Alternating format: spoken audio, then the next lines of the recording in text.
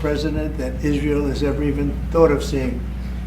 And it's an honor to be so, and to be so thought of. Many friends in Israel. They are not in an easy area. It doesn't go easy, but we are helping them. And likewise, they've been helping us very much. And so we'll see how it all works out. But we had great discussions today, I think, on the obvious subject of Iran, and also the less obvious subject with respect to Israel, and that's trade. And I think the Prime Minister is going to tell you a little bit about trade and what they're doing for the United States. So I want to thank you all for being here. Thank you very much. And thank you. Benjamin, thank you very much. Thank you, Mr. President. Thank you, Donald. Thank you. Mr. President, I want to first thank you for inviting me again to the White House. You've been a remarkable friend of the State of Israel. You stand by us. You're standing with us. You are a great, great champion of our alliance. And you actually do the things that you say you do. And I think that people respect that enormously. I certainly do, and the people of Israel do. And I think the Jewish people do as well. We just saw your representative in the Department of Justice fighting anti-Semitism, standing up for Israel in international forums. I just want you to know from the heart, it's deeply, deeply appreciated. As you said, we had the opportunity to talk today about many subjects. First, if I can mention tariffs, it's a subject of some interest today. I can tell you that I said to the President a very simple thing. We will eliminate the trade deficit with the United States.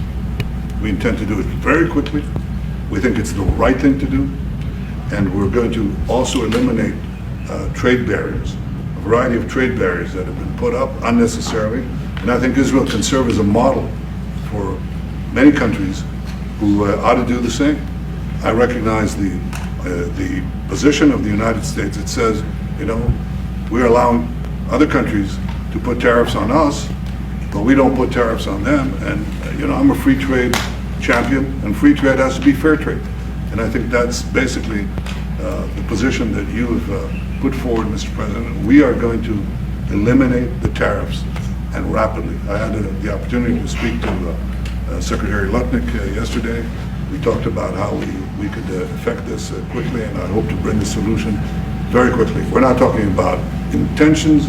We're not talking about you know, just words. We're talking about results. And those results are going to come back. That's the first. Thank you very much. It's very nice. Thank you. Thank you. Mr. President, what about the hostages here? Well, What about the hostages? Let him I didn't finish. finish. Okay. I'm going to begin. We spoke about not only the hostages, but about Gaza. The hostages obviously is a human story of just unbearable agony. I speak to the families. I spoke to them yesterday. Spoke to another one when I was in Hungary before I came here. I speak to them every day. They're in agony. The hostages are in agony, and we want to get them all out. Steve Witkoff, was, President Trump's very able representative, helped us get a deal that got 25 out. We're working now on another deal that we hope will succeed. And we're committed to getting all the hostages out, but also eliminating the evil tyranny of Hamas in Gaza, and enabling the people of Gaza to freely make a choice to go wherever they want. I mean, they should have that choice. And the President put forward a vision, a bold vision, which we discussed as well, including the countries that might be amenable and are amenable to accepting Palestinians of their free choice if they choose to go there. And I think that's the second thing that we discussed. But the hostages came right on top. We also discussed the situation in Syria. We've had neighborly relations with Turkey that have deteriorated, and we don't want to see Syria being used by anyone, including Turkey, as a base for attack in Israel. Turkey is a country that has a great relationship with the United States. The President has a relationship with the leader of Turkey. We discussed how we can avoid this conflict in a variety of ways, and I think we can't have a better interlocutor than the President of the United States for this purpose. And of course, we also discussed Iran. Look, we're both united in the goal that Iran does not ever get nuclear weapons. If it can be done diplomatically in a full way, the way it was done in Libya, I think that would be a good thing. But whatever happens, we have to make sure that Iran does not have nuclear weapons. That's the end of my speech. Mr. President, what is your We're having plan direct getting all talks the with, hostages wait a out? minute, wait. We're having direct talks with Iran. And they've started, it'll go on Saturday. We have a very big meeting and we'll see what can happen. And I think everybody agrees that doing a deal would be preferable to doing the obvious. And the obvious is not something that I want to be involved with, or frankly, that Israel wants to be involved with if they can avoid it. So we're going to see if we can avoid it. But it's getting to be very dangerous territory. And hopefully those talks will be successful. And I think it would be in Iran's best interest if they are successful. We hope that's going to happen. And we had just a lot of good talks on a lot of things. I appreciate very much what you said about the tariffs. We've been ripped off and taken advantage of by many countries over the years, and can't do it anymore. Just can't do it anymore. We can't be the stupid people anymore. And it's all because of the people that sat in the seat right here. Not your seat, but this seat. They allowed things to happen to our country that they shouldn't have allowed to happen on trade and other things, many other things. I mean, look at what's happened with our last president, where he allowed millions of people to come into our country with an open border. Who would want an open border? How stupid was that? But he allowed millions and millions of people, and of the millions, and I think it was 21 million people, but let's say 3 of them were serious criminals, serious murderers and drug dealers and gang members and people from jails. All the jails emptied out right into our country, right along the open border on Mexico, generally the Mexico. Okay, they came in from Canada too, by the way, a lot. But generally speaking, on the southern border. And what a shame it is that we are now working very hard to get them out, get the criminals out, get the murderers out, the drug dealers, the mentally insane, get them out. They dropped the mentally insane in our country too. And this was all done by the Biden administration. It's a disgrace that we have to work so hard. And then we have judges that try and protect these people, but they didn't protect us when the people were being let in. But to get them out is never easy with these people. So I think we're doing a great job. The border is the best it's ever been. It's even as strong as it was. I had a great solid border. I think it might even be tougher right now and stronger. So people are coming into our country, but they're coming in legally. We have a legal process, and we have that moving along properly, because we need people to come into our country, but we want people that can love our country and cherish our country. So that's where we are. And with that, any questions? Mr. President, European Union back into the markets today, and would you be open to a pause in tariffs to allow for negotiations? Well, we're not looking at that. We have many countries that are coming to negotiate deals with us, and they're going to be fair deals. And in certain cases, they're going to be paying substantial tariffs. There'll be fair deals. As you know, I spoke this morning with the Prime Minister of Japan, and we had a very good conversation. They're coming. And I said, one thing, you're going to have to open up your country, because we sold no cars, like 0 cars in Japan, and they sold millions of cars into our country. They don't really take our agriculture, a little bit of it just to keep us slightly happy, but they don't take what they're supposed to be taking. So we have a great relationship with Japan. We're going to keep it that way, but they're coming in to meet, and other countries are coming in. With China, as you know, against my statement, they put a 34% tariff on above what their ridiculous tariffs were already. And I said, if that tariff isn't removed by tomorrow at 12 o'clock, we're putting a 50% tariff on above the tariffs that we put on.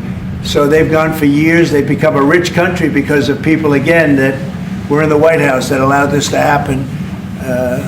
Hundreds of billions of dollars a year they'd make on us on trade, and it shouldn't be that way. And I have a great relationship with President Xi. I hope it's going to stay that way. I have great respect for China.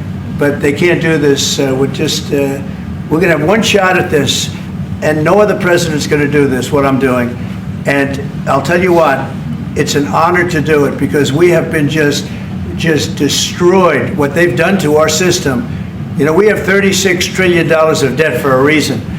And the reason is that people allowed it to get that way. So we'll be talking to China. We'll be talking to a lot of different countries.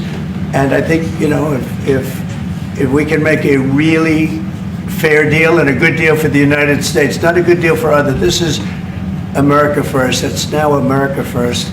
And we didn't put America first. We put America last. The people that were in the Oval Office put America last, and we're not going to stand for it. Yeah. Mr. President, who's going to represent the U.S. in the talks with Iran? Two questions. Do you expect any of these deals to be made before April 9th? And secondly, there have been some mixed messages from your administration. You're talking about negotiations, and yet others in your administration are saying that these tariffs are actually permanent. What is the action? Well, it could be. They can both be true. There can be permanent tariffs, and there can also be negotiations, because there are things that we need beyond tariffs. We need open borders. You know, we almost had a deal with China where we're going to open up China. It was almost done. Some of you remember it during my first term, and it was very disappointing. We ended up making a great deal. $50 billion worth of product was sold. $50 billion. You'd like that in Israel. And I made that deal, but it wasn't the deal that I wanted. It was the deal that I wanted was that, plus they're going to open up China so that our companies could go into China and compete with other countries and China for the, you know, for a large number of people. And at the very end, that deal was terminated, and we went to a piece of the deal. And so there are a lot of things outside of tariffs, but tariffs are very important. But there are a lot of things like opening up countries that were totally closed. China is essentially a closed country. In fact, it is a closed country. And what they do is they charge tariffs so that if you sell cars or if you sell anything, nobody's going to buy it because the price is out of control. But that's true with a lot of other countries also. So we're going to get fair deals and good deals with every country. And if we don't, we're going to have nothing to do with them. They're not going to be allowed to participate in the United States. Mr. President,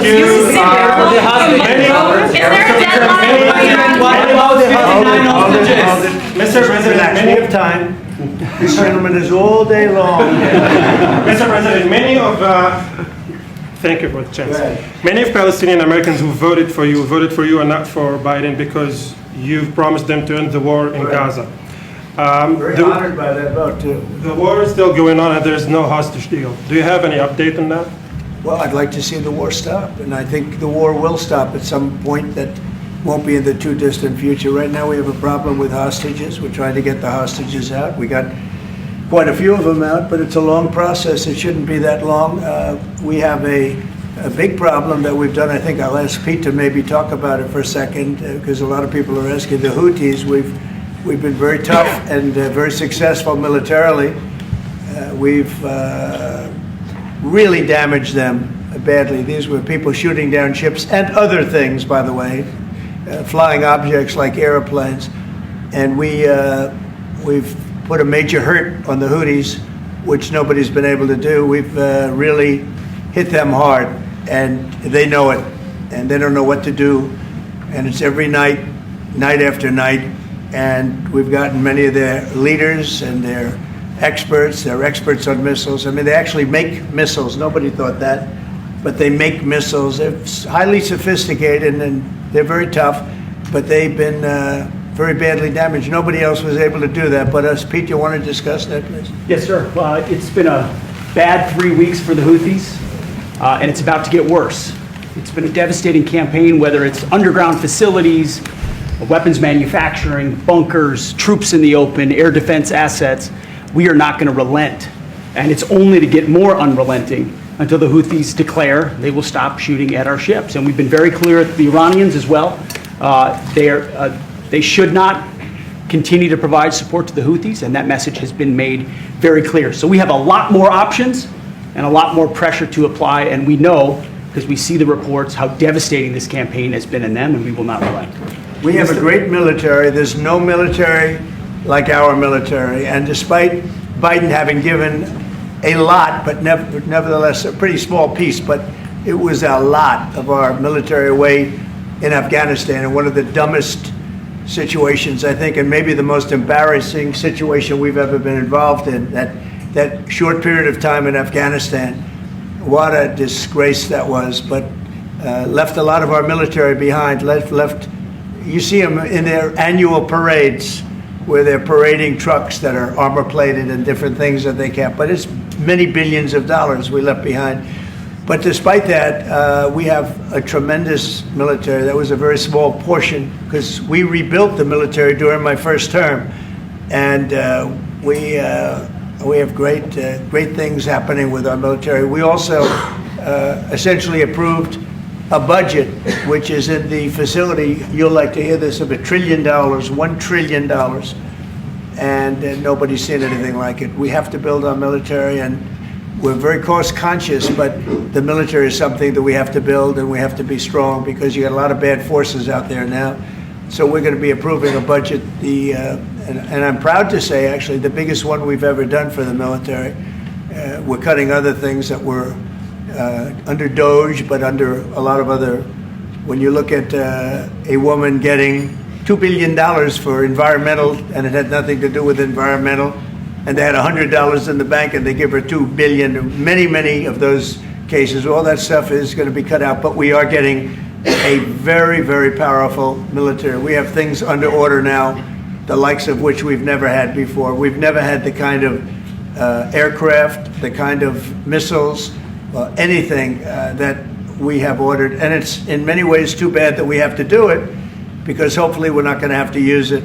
But the military is very powerful, and it's going to remain that way. How do you... Mr. President, please. Yes, please. Thank you, Mr. President. I want to ask you about Iran, because this is the first time we hear that the U.S. is having a direct contact with the Iranians. Is it possible to give us some more information at what level the U.S. is High level, represented? very high level. And we're dealing with the Iranians. We have a very big meeting on Saturday, and we're dealing with them directly. You know, a lot of people say, oh, maybe you're going through surrogates, or you're not dealing directly, you're dealing through other countries. No, we're dealing with them directly, and maybe a deal is going to be made. That would be great. It'll be really great for Iran, I can tell you that. But hopefully, we're not going to have to get into that. We are meeting very importantly on Saturday at almost the highest level, and we'll see how it works out. Please. How do you ensure, Mr. President, that these tariffs don't drive U.S. trading partners into the hands of the Chinese? That they I'm not worried about it. I'm not worried about it. If they want to be in the hands of the U.S., they don't want to be in the hands of the Chinese. And the Chinese have turned out to be really not very good at that. People that are with us, they're with us. But we cannot be taken advantage of any longer. I used to watch these deals for years. I've been talking about it for years. You know, I've been talking about it for 35 years, how our country is being ripped off. I mean, 30 years ago it was Japan, then it was something else, then it was another group, then it was China. China's doing the best job of it, frankly. And it's just not going to happen, not going to happen. Mr. President, you said it the EU has said that they have offered 0 for 0 tariffs on cars and industrial goods. Is that not enough? Well, the EU, no, it's not. The EU has been very tough over the years. I always say it was formed to really do damage to the United States in trade. That's the reason it was formed. It was formed with all of the countries from Europe, I guess most of them, not all of them, but most of them. And they formed together to create a little bit of a monopoly situation, to create a unified force against the United States for trade. So they have NATO, which is largely the same countries, and they took advantage of us dollar-wise and militarily until I got there. You know, I was able to get $600 billion from NATO, where they paid NATO because most of these nations weren't even paying. We were paying for NATO, so we're paying them to guard them militarily, and they're screwing us on trade. So that's not a good combination. So now it's really turned around. It's the opposite, and the European Union's been very bad to us. They don't take our cars, like Japan in that sense. They don't take our agricultural product. They don't take anything practically. And yet they send millions of cars in a year, Mercedes-Benz, Volkswagen, BMWs. They're sending millions and millions of cars into the U.S., but we don't have a car that's been sold to the European Union or other places, but let's go for the European Union. And it's not going to be that way. It's got to be fair and reciprocal. It's got to be fair. It's not fair. We have a deficit with the European Union of $350 billion. And it's going to disappear fast. And one of the reasons and one of the ways that that can disappear easily and quickly is they're going to have to buy our energy from us because they need it. They're going to have to buy it from us. They can buy it. We can knock off $350 billion in 1 week. They have to buy and commit to buy a like amount of energy. And we have that. You know, we have more energy than any country in the world. I don't know if you know that. He knows everything, but the one thing he may not know, we have more energy than any country in the world. We have more of every kind of energy, every form of energy, from oil and gas to coal. And people talk about, I call it beautiful, clean coal. As you know, Germany is opening up a coal plant a week. They tried the windmills and it didn't work. They tried all the other solutions and they were ready to go out of business. Now they're doing a coal plant a week. China is now up to 2 coal plants. They're opening 2 major coal plants every single week in China, all over China, and then we're not allowed to use coal.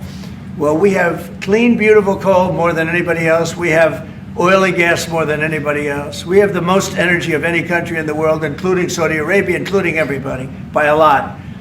And I took it to number 1. We were number 3, and I took it to number 1 during my administration. And the reason that we were hurt so badly and the reason that we went into such incredible inflation during Biden is energy. It was also their bad spending, but energy, because they played around with this incredible thing that we had built, this administration had built, and the energy costs went through the roof. And when that went up, everything else followed. Now, if you look at what's happening, you got to see this today. I said we're going to try and get groceries down, right? An old-fashioned term, but a beautiful term. Eggs. So when I got in, the press went absolutely crazy the first week. They said, eggs have quadrupled in price. I said, I just got here. Tell me about it. And Brooke Rollins and our team did a great job, and eggs are down now 79%, and they're all over the place. And this was a problem that somebody else would have taken a long time to cure. We have energy is down. We have interest rates are down. We have groceries, meaning food is down. We have everything is down at levels that nobody ever thought possible. Energy looks like it's going to be in the $2.50 a gallon range and maybe below that for a car. So for gasoline. So we're really doing amazing. I mean, we're cutting prices because prices got so high, people couldn't live. I mean, the prices for groceries, the prices for standard groceries, standard things were going through the roof. They couldn't live. And now those prices are coming down. So call them groceries, but that's down, energy's down, and interest rates are down. Everything's down. And the interest rates, the beauty there is when we refinance debt, you know, debt's become such a big factor in this country. We're going to start paying debt off with tariffs and other things. But it's such a big factor because the interest rate's so high. Well, now that's coming way down, so our budget's going to look a lot better because interest costs are way down. And I guess I've done that.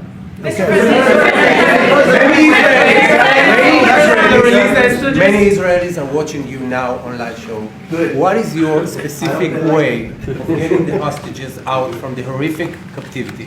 We are trying very hard to get the hostages out.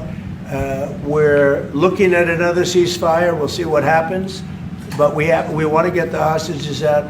The Israeli people want the hostages out more than anything. They want the hostages out. This man is working very hard with us to do that. I mean, I don't know. I hope he's being appreciated because he's been a great leader. He's working very, very hard on the hostages and many other things. And there are plenty of things you have to work on. It's a tough place in the world. I have a good partner. Yeah, you do have a good partner, and so do we. We're working very hard on the hostages. If you're going to negotiate a new deal with Iran, can you elaborate how it's going to be more effective than the JCPOA? Well, I can't really say that, but I think it'll be different and maybe a lot stronger.